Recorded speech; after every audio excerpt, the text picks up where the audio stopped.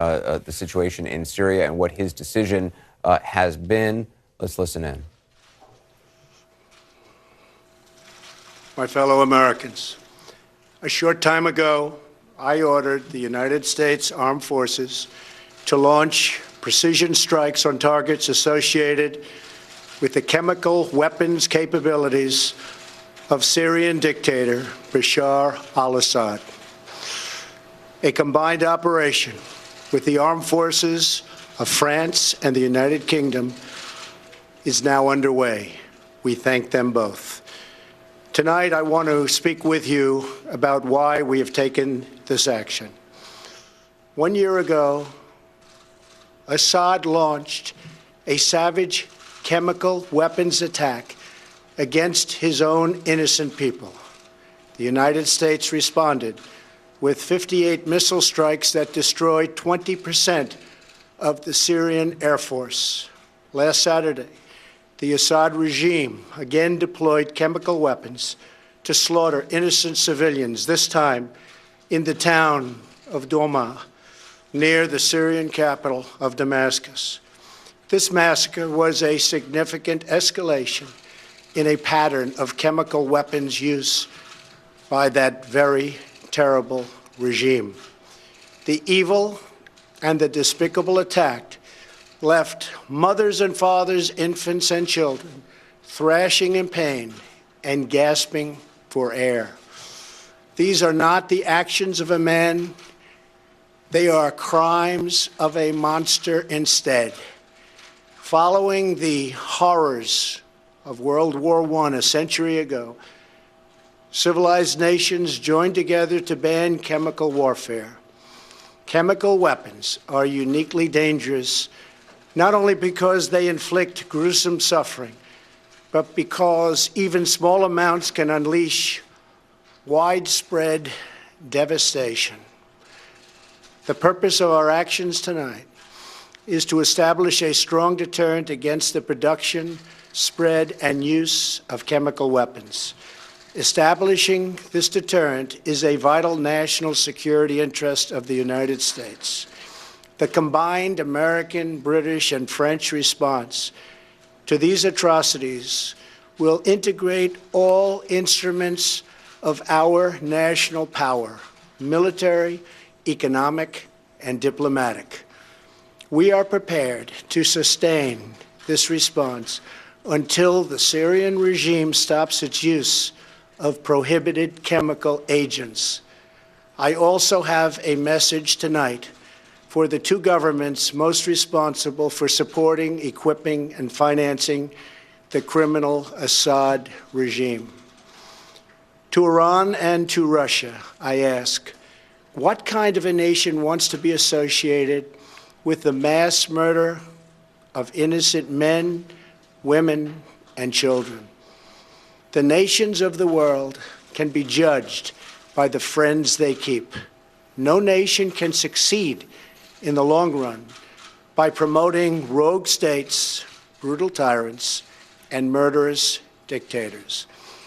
In 2013, President Putin and his government promised the world that they would guarantee the elimination of Syria's chemical weapons. Assad's recent attack and today's response are the direct result of Russia's failure to keep that promise. Russia must decide if it will continue down this dark path or if it will join with civilized nations as a force for stability and peace. Hopefully, someday we'll get along with Russia and maybe even Iran, but maybe not. I will say this, the United States has a lot to offer. With the greatest and most powerful economy in the history of the world. In Syria, the United States, with but a small force being used to eliminate what is left of ISIS, is doing what is necessary to protect the American people. Over the last year, nearly 100% of the territory once controlled by the so-called ISIS Caliphate in Syria and Iraq has been liberated and eliminated. the United States has also rebuilt our friendships across the Middle East.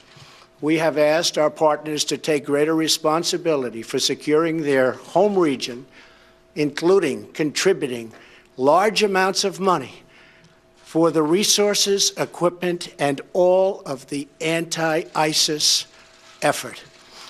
Increased engagement from our friends, including Saudi Arabia, the United Arab Emirates, Qatar, Egypt, and others, can ensure that Iran does not profit from the eradication of ISIS. America does not seek an indefinite presence in Syria under no circumstances. As other nations step up their contributions, we look forward to the day when we can bring our warriors home, and great warriors they are. Looking around our very troubled world, Americans have no illusions. We cannot purge the world of evil or act everywhere there is tyranny. No amount of American blood or treasure can produce lasting peace and security in the Middle East. It's a troubled place.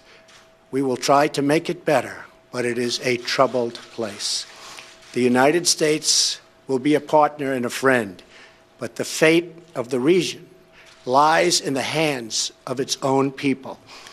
In the last century, we looked straight into the darkest places of the human soul. We saw the anguish that can be unleashed and the evil that can take hold.